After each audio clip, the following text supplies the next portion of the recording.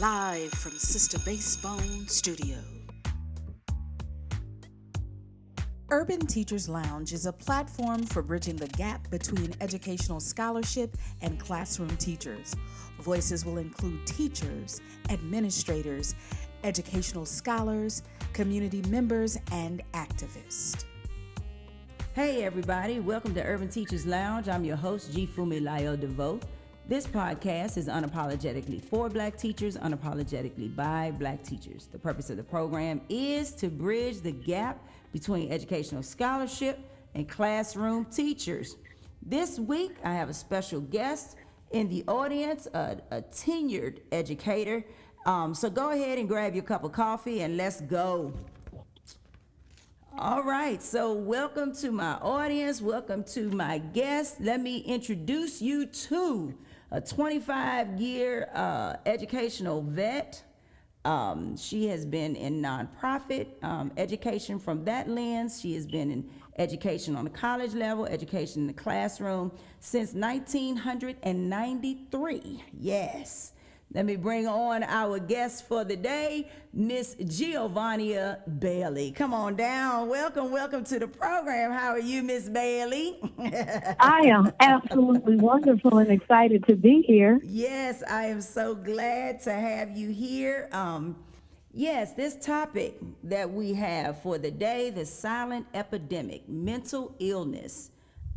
Particularly in education, with our young people, with teachers. And I think that we both share a lens of nonprofit and school in the classroom where we can speak to the need for community, for Black folks to come out of, mental illness is taboo in our community. So there's so many ways that we can go with this conversation, but I just wanted to put that out there. We wanted to talk about the mental impact in the community, mental illness impact within our community. We're talk about nonprofit, and we're going to add in, of course, Taraji P, Henson, her program. And so now let's go. Let's just talk. Where you at? All right. Where you want to start? Well, let's just start with some numbers, because I'm quite sure people aren't aware of the numbers that are out there and how we're impacted by this silent epidemic called mental illness. Mm-hmm. So 70 to 80% of our students with mental health issues will not receive any help. Wow. And you know who's the first to recognize it? The teachers in the classroom. Yeah. That's right. Yeah. We're the first to recognize it. Yeah. But we can't do anything. We're not equipped to do anything about it. Exactly. Wow. Give me that number again. 70 to 80% of students with mental health issues will not receive any help. That is like 2/3 almost of the Black population, student population specifically. Wow. That's right. Wow. So how did you land on that number? Like, where did you get that information, those numbers from? There's a website that talks about mental health issues. Mm-hmm. All you have to do is Google it, and all of this information is right there. Okay. Now they do give us information into ways that we can help this, but school districts have got to start spending the money. Yeah. To invest in it, because one of the things that they mention is that we have one counselor to 500 students. And I know you in the school, so you know that. Come on now. And I so don't get me on my soapbox. One counselor, you can't serve 500 students. So we have, if you have in an average school, I think this year our population might be right at 1,300. 1,300 students, we have 4 counselors.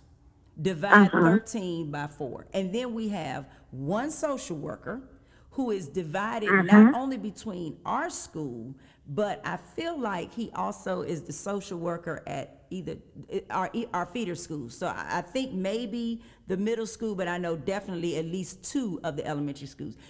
You can't have a breakdown on a Tuesday and Thursday, because he's only at work in our building on Monday, Wednesday, and Friday. So that means the kids having a situation on Tuesday, they can't get no help. I'm just throwing that out there. And not to mention, one psychologist to schools with 1,400. So I'm quite sure you only have one psychologist. Yes, and you already said he's there certain days of the week, not there every day. Yes. So, I mean, where do we go? I think in thinking about, a lot of literature is around pedagogy. We constantly talk about how we can teach children. We're definitely talking about adding African-American history to the history books, to the textbooks, to the English books. We talk about pedagogy lightly, but I've always argued that it is very difficult to reach a child with any type of academics if you haven't dealt with their emotional selves. And if we're dealing with, I'm just thinking of the kids I've been afforded this year. I'm teaching some seniors, but these seniors I taught at 10th grade and I taught them at 11th grade. So there were some situations that I know for a fact that happened their sophomore year that these kids are still dealing with their senior year. And I remember when, for an example, death in the building. So you had, not in the building, but a student dies as a part of our school. So it's typical that we get the trauma team or whatever you call them. They come in, but they only seem to last maybe a day, a half a day. So kids, they make, some little poster or whatever, long live whoever you want to live, and that's a wrap. And who's stuck with them? The teacher. So I've watched these babies struggle with grief and we can talk about that, the outputs. What do these kids do? So they act out. Now you're suspending them.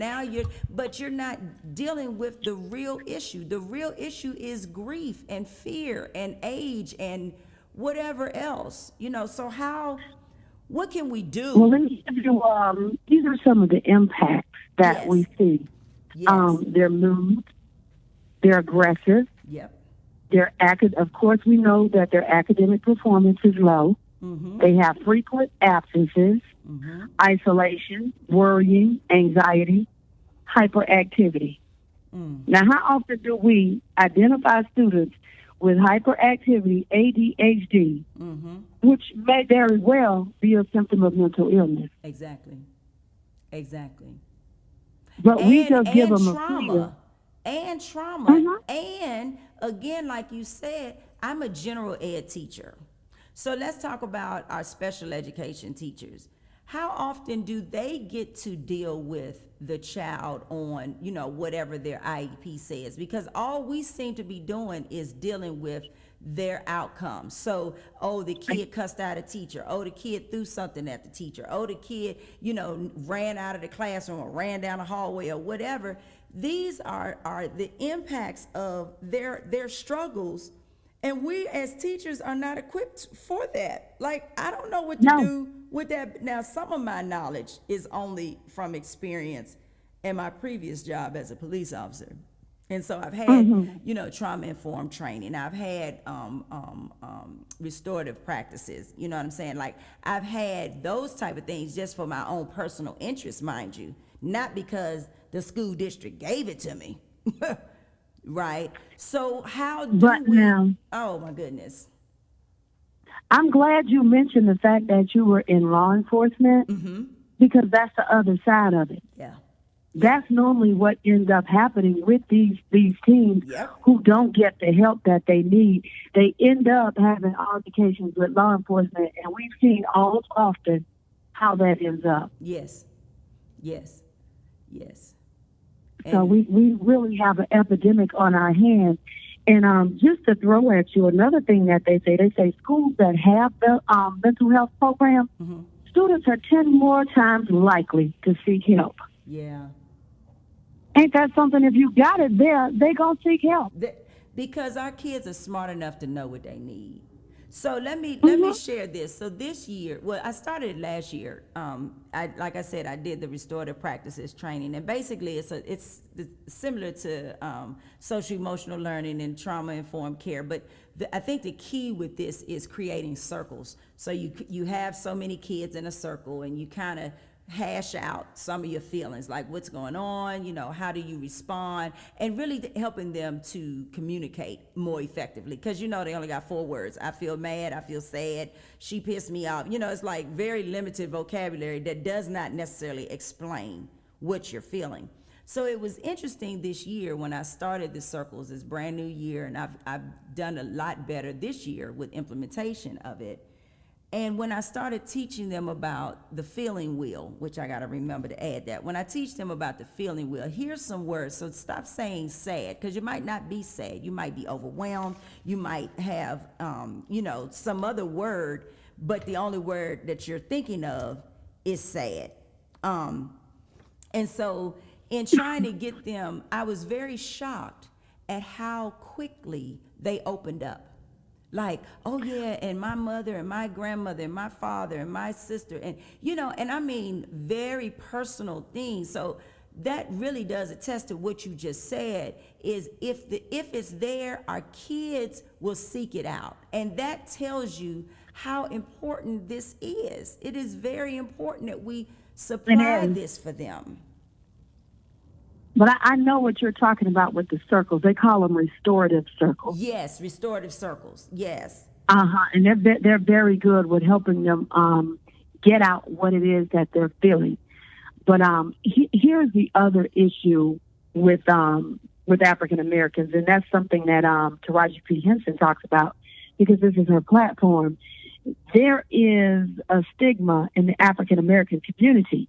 Yes. That we just don't accept mental illness. And she talks about the fact that how they used to say that her dad was just crazy. And, you know, we've done that growing up. Oh, so-and-so, you know, he crazy, whatever. Yeah. However, we never looked deeper at the issue. There was more going on there. Yeah, it's something that we joke about. But however, those people that we were calling crazy at the time, they needed help. They needed help.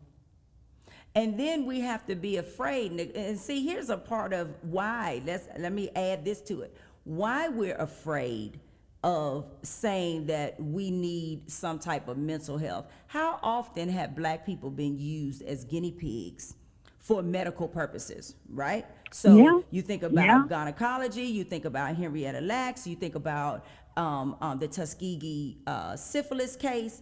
So Black people have also instinctively and generationally passed down a fear of going to a doctor that doesn't look like them. So even take it deeper. I went to, I was talking to a therapist. Oh, I went to a conference, I think, and we were talking about, it was a mental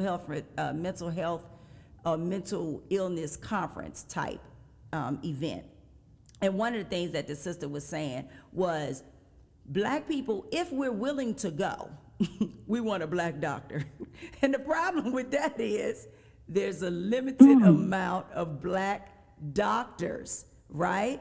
And so, you know, I'm like, yeah, I'm big on that. And then the question becomes, why, or can we, or should we trust white people with our situations, or any other people that's not Black? Because we also make the assumption that because you Black, you gonna understand our situation, and that may not be the case. So how do you feel about that? And Taraji talks about that too. She talks about that.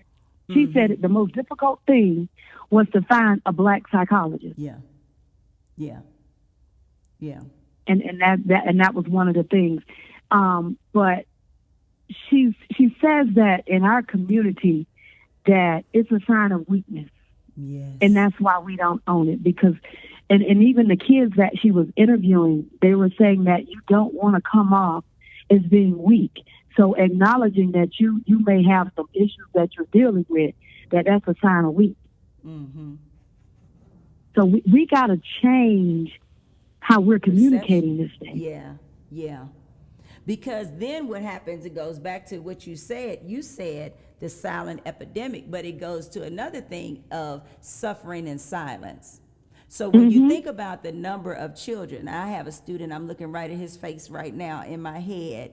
When I talk to him, I know he's struggling with just every possible thing, and the weight of that will cause a mental breakdown or mental, emotion. And I try to encourage him, look, make sure that you're talking to the social worker, talk to the counselor, I'm available, and then whatever I know, I'll tell you, and then I'll find somebody that got better answers, right? But when I think about him, on any day, I can look at him and I can read his eyes, and I'm looking at him in my head, and I would say, how do you feel? Well, I'm all right, I'm gonna make it. Why is it that as Black people, and this is rhetorical, but why are we always making it? Why are we always surviving? Can we get to the thrive? I want to thrive. I want to be okay mentally, physically, spiritually, emotionally, academic. Like, I want to be whole all the way around, and not just not suffer in silence. And it's almost judgmental to say this, but suffering needlessly, but you do understand, while it may seem as a needless suffer, it really is a real suffering, because we also have fear to contend with. Who am I going to tell my innermost thoughts with? And God forbid if they give us some medicine. Oh, I can't be taking them pills. Well, I have a kid, and that I'm torn with that too, because I have one of my students. He's taking it every morning, and if he took his medication, he come up and tell me, Miss Bailey, I took it today. Right. Or he'll come up and tell me, Miss Bailey, I didn't take it today. Yeah. Or I'm out, or I had to take one of my brother pills. Right. I'm kind of torn with this, because I'm really not seeing a difference in the behavior, right? Whether he took it or not. Took it or not, exactly. Yeah. And so then, I think about with the medication. Let's talk about that. From a medication perspective, is the medication there to just control you, to make you, what is the word I'm looking for? Sedate you, right? So it's just going to sedate the behavior, but you're still not getting to the root of the issue. So whether you take a drug, or whether I'm yelling at kids in the hallway, stop smoking weed at 7 o'clock in the morning and lighting up the hallway when you walk down the hall to go to the locker, what's the difference? There you go. Because you're still numbing, but there's a root for the numb. There's a root for the pain. Look, but the problem is still there. So now what? What? Man. Yes. And I'm going to throw something else at you. Let me throw something else at you. Suicide rates among African American teens have doubled. Yes. Yes, they have. That was not our issue. That was not our issue. But now it is.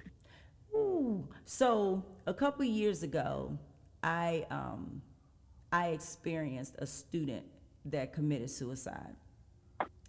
First of all, the building, I don't know that it's ever been the same, but at the time that he did it, it affected, you talk about community effect.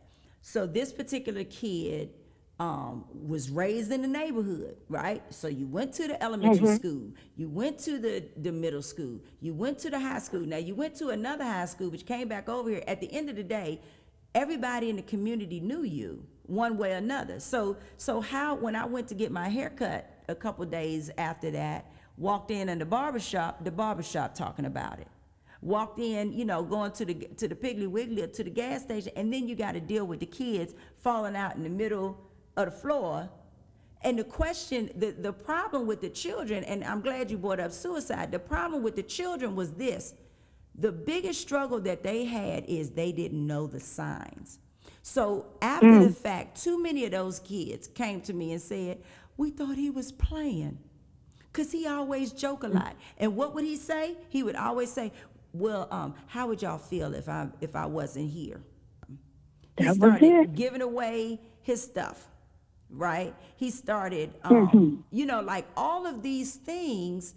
How do we have to train our kids to recognize the signs, because 9 times out of 10, they're going to say something. And you think about how many times have children reached out on this social media demon that I can't figure out if it's good, bad, or indifferent. They actually said, I'm having a low day today. I don't know if I'm going to win. There was a young guy in Ohio that committed suicide, and I think one of the last things he wrote on Facebook was, "My demons won today." Baby. Oh, my God. And the question was, who saw it? And how long? Because, unlike, grown people, like, I have times when I get on the computer and Facebook, Instagram, Twitter, and all that stuff. But I know some of these people live on this. But did you see that? Because life is moving so fast. So then you deal with, now here was another issue, and you can comment on this.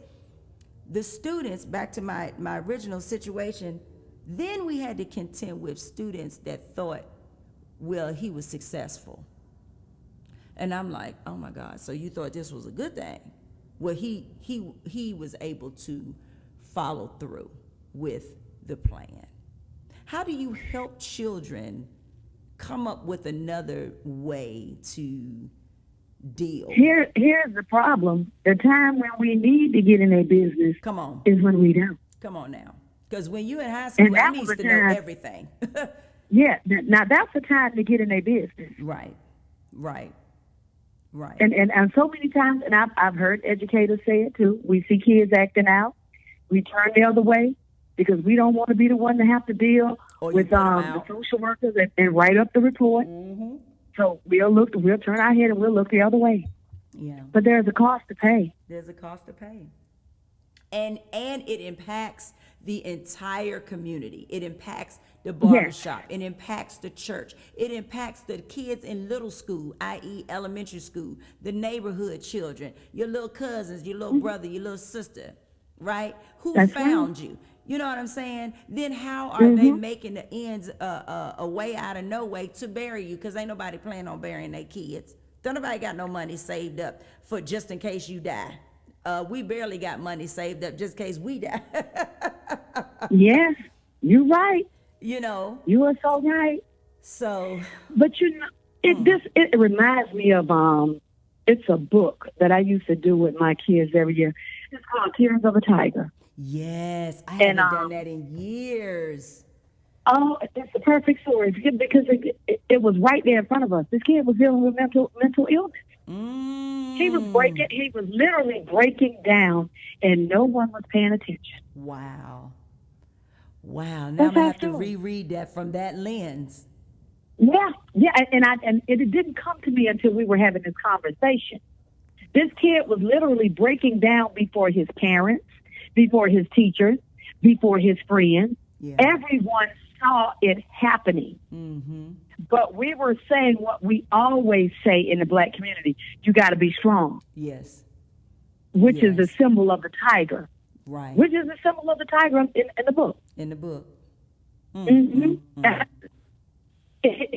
this just came to me because we're having this conversation. I never looked at it from a symbolic perspective, but that's what she was telling us. Yeah. Wow. That's powerful. So right there. we have to hold ourselves accountable. We have to hold ourselves accountable as well. And I've said this, and I genuinely mean this. If we get our kids together from a mental perspective and hold them up and help them emotionally, teaching them these little old academics, baby, that ain't that hard. But you can't teach somebody that got so many other things going on. This is the last thing on their mind. They trying to figure out how they're going to make it from one end to the next, whether they should take the medicine or whether not, what kind of problems additionally that they have at home. Like I learned years ago, all this calling parents. I'm going to call a parent one time. You get one time for me to call you. And after that, I know that you're working and you need me to help while I'm at the job. And then when they get home, then you do your part and I do my part. And I tell parents all the time, I'm a tag team. I got them here. You ain't got to worry about it. And when you got them at home, you deal with them at the house and we're going to tag team because this kid got to get on. They can't live with you. Exactly. And that's how I'm not one to call parents, all day, every day either. Yeah. I'm going to handle it in the classroom. I'm going to do as much as I can for my end. Exactly. But I'm going to tell you one of the things that we make in the school, these kids who are habitually acting out, who we feel that are disciplinary issues, I think we need to look deeper. Yeah. I think we need to look deeper because there's something else going on there, and we're not addressing these issues. And later on, we see these kids, they have altercations with the police. And the sad thing to say about it is that when you end up in prison, they don't care if you had an IEP or you were 504 and all. They don't care about none of that stuff. And let's bring up the issue what's going on with the young man and the young lady, the Clark situation, Clark University, with the 21-year-old, right? And that young man, he's local. He graduated from a school here in Atlanta, right? Mm-hmm. But the question is, what were those signs? Like, if you talk to, and this is why I had this podcast. Have you talked to the teachers? Did you ask the teachers? Because the other thing is, sometimes we don't deal with the situation because I just don't have time. I still got 143 other ones, and y'all standing over top of me talking about you need some grades today. I'm trying to make sure this baby's okay, and you worried about a grade. And I just had to let me just make up a grade to shut y'all up because I'm trying to deal with the whole kid. But had we caught this particular young man or the young lady? That's right. That's right. So how many years? And now let's break that down. How many years has this child possibly gone untreated? Not even saying that he has a mental illness, but clearly he needed some mental wellness. We all need mental wellness. So somebody can try to help you process like, bruh, hold up, what you thinking? A sister girl, this your friend. What are you doing? Like, I still can't wrap my head around that. And here's the thing. He had other arrests. Yes. That should have alerted him. Yes, like he had one of his arrests was cruelty to children. To children, yeah. That a light should have went on. A light should have gone off. And see, as a girl looking at when you dating somebody, you know, when I was actually still on the market, honey, I would Google people. All right, like, who is you? But and you know, I play a little game with you, like, oh yeah, so when's your birthday? Note to self. And where was you born at? Note to self. And you got to know who you bringing in your house. I don't understand how you did not know. You can't tell me that the two of y'all been dating since August. Well, y'all been friends since August. Y'all just started dating within the last 3 weeks of this incident or whatever. You can't tell me you didn't see no signs. Girl, you ain't see now a flag. Oh, you didn't want to look at it. And that is, again, something that we need to teach our young people. Why aren't you listening to your intuition? Why aren't you listening to something, I don't know what it is, but just something ain't right. Something. No. You know. Not at all. And so, I mean, you know, I'm thinking, what, for me, my last couple of years, I've been trying to figure out positionality. What is the best place for me to be to help the students that I want to help? So I thought, you know, trying to do the mentoring program. Well, the problem with mentoring is you can't find no mentors. Or if you find mentors, then I got to vet you. Then I about have to walk around with my special closet materials just to make sure you ain't finna do nothing to these children. You know, that's a whole nother issue. But what is the best place for us to be? Because even in a classroom, I'm supposed to be teaching English, which fortunately I have ways and means. We're reading stuff. Now, this might be the article we're going to read today on mental health, but I'm still teaching you English. But how do we provide spaces for our kids? You know, we were talking about, both of you were talking about how we work for nonprofits. And in the nonprofit that I work for, it allowed me to be in the school to work with these kids on a different level. So I'm not focused on the academic. I'm focused on what you were just saying, the whole child. Right. The other part of developing that part of the child. I think we still need to have programs like that. Yeah. You identify these students who you feel that are at risk for this type of behavior. We already know who they are. Right.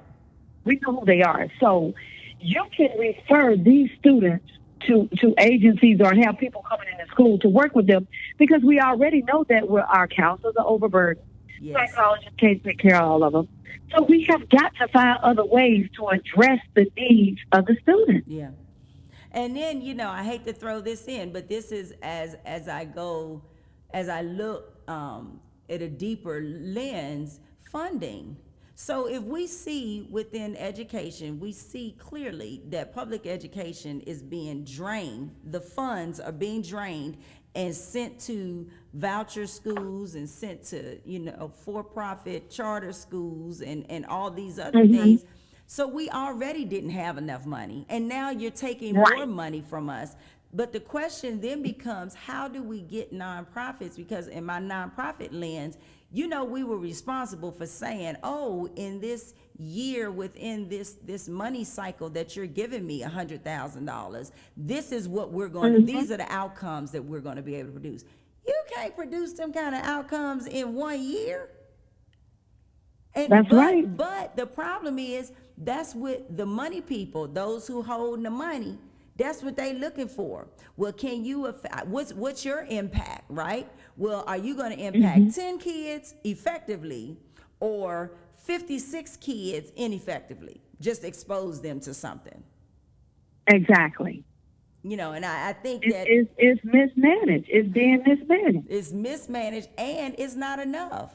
You know what I'm saying? Like, we have to financially invest in our students. We have to invest financially. We have to invest physically, our time. We have to invest our knowledge, our mental academic capacities. Like, we have to find value in the young people and stop writing them off because they sagging or they cussing or they smoking weed. Baby, you was a child too. What was you doing? Some crazy stuff that your mom and them thought something was wrong with you too. But at the end of the day, we still, I believe, had somebody in our corner like, girl, you need to quit that foolishness and listen to your mama and come on over here. Let me show you how to play this instrument. But I also think in our community, we're going to have to take some ownership too. We got to take some ownership for these children. Yes, ma'am. Yes, ma'am. 100%.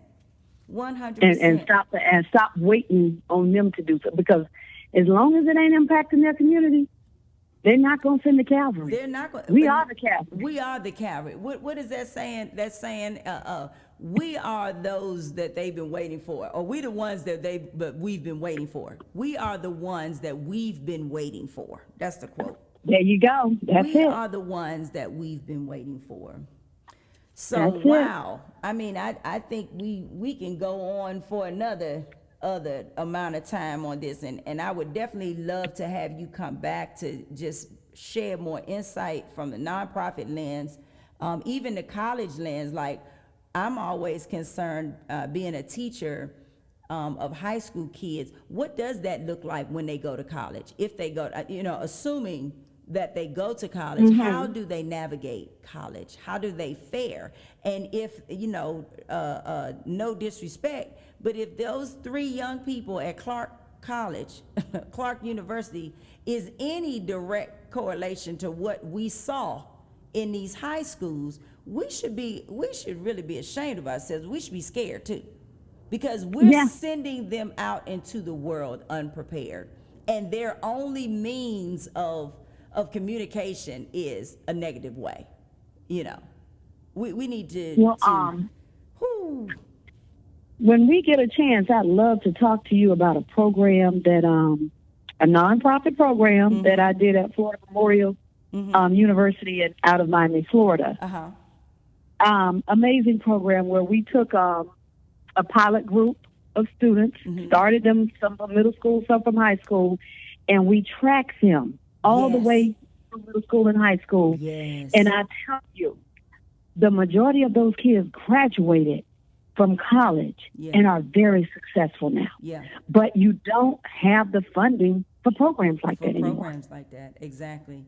Because I was working with a program in Ohio, the same thing. We started, I can't even think of the name of the program, but it was a tracking to kind of just follow the kids, because that's a lot of the problems. Is like, we look at cohorts. So you look at the class of 2020, or the class of 2021, or class of 2022.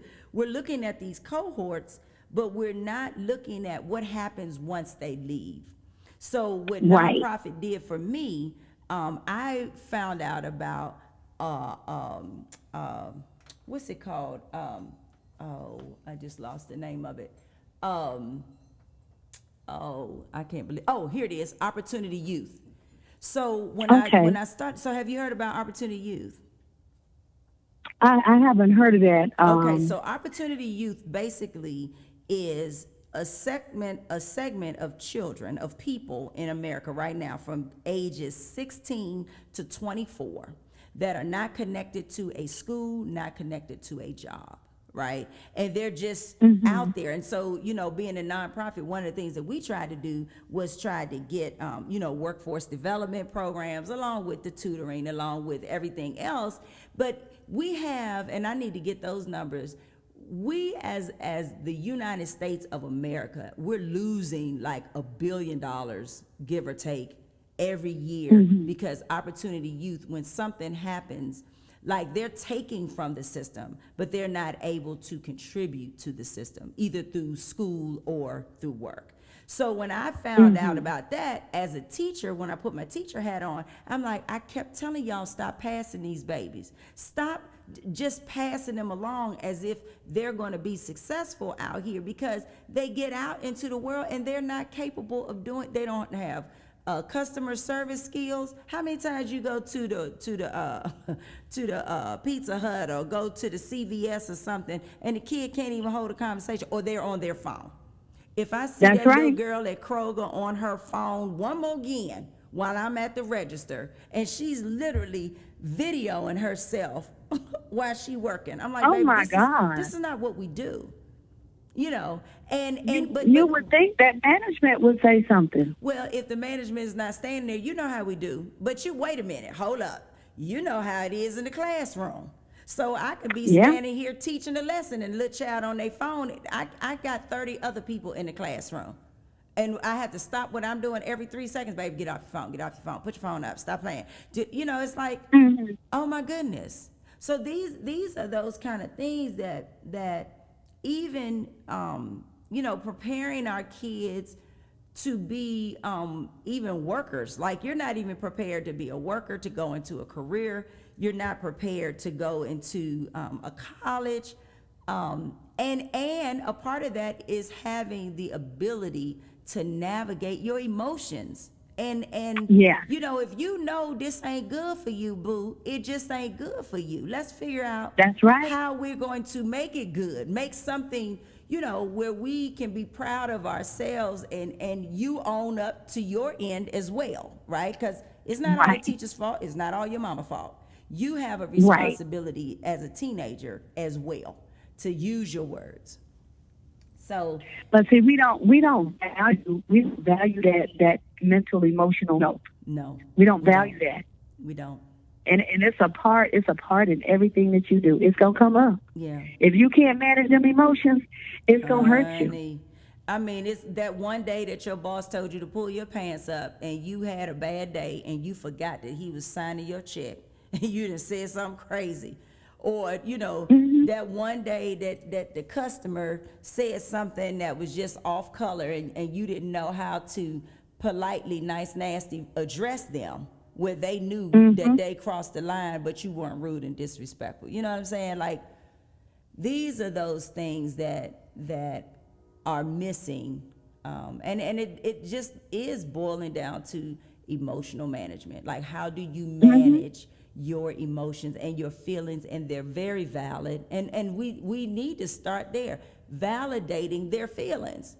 Like, baby, okay, you feel this way. Now, what are some next steps? Let me find some tools to help you to get to your. There you go. Because we can't react on everything we feel. No, we cannot.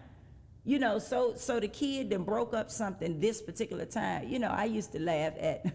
That one time, you always get that one time that the so-called best of your kids will say something crazy, you cuss you out or whatever. And I tell them, baby, I expect tomorrow we'll have a different conversation. So I'm going to let you make it today.